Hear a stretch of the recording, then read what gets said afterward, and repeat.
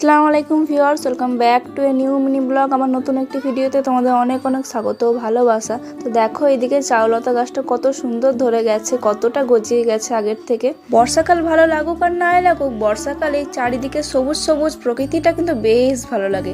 চারিদিকে সবুজ হয়ে থাকে আর কি সুন্দর সুন্দর ফুল ফোটে। হলো আজ তোমাদেরকে একটা নতুন ফুল দেখাই, দেখো তো এই ফুলটাকে চেনো কিনা। যদি জেনে থাকো তাহলে এর নামটা কমেন্ট সেকশনে এসে একটু লিখে দিয়ে যাও। এই ফুলটা বছরে একবারই ফোটে, আমার গাছে এই নিয়ে 3 বার ফুটলো। কত সুন্দর লাগছে না ফুলটা, কিন্তু কি জানো তো গোটা গাছে মাত্র এই একটাই ফুল হয়েছে। আজ বিকালে ঘুম থেকে উঠে একটু ফল দিয়ে টিফিন করে নিলাম, খাওয়া দাওয়ার পরে গেলাম একটু বড়মার কাছে, কারণ বড়মা আমাকে বলেছিল যে আদা রসুনটা যেন এনে আমি বেটে দিই, কারণ বড়াব্বা বাড়িতে থাকলে বড়াব্বাই তো মিক্সিতে আদা রসুন পেস্ট করে দেয়, তাই এখন ওই কাজটা আমি করে দিচ্ছি বড়মাকে। তো চলো এবার আদা রসুনটা নিয়ে বাড়িতে যাই, গিয়ে পেস্ট করে বড়মাকে দিয়ে দেবো। তো আজকের মতো ভিডিওটা এখানে শেষ করছি, দেখা হবে নেক্সট ভিডিওতে। তখন তোমরা ভালো থেকো, সুস্থ থেকো, আল্লাহ হাফেজ।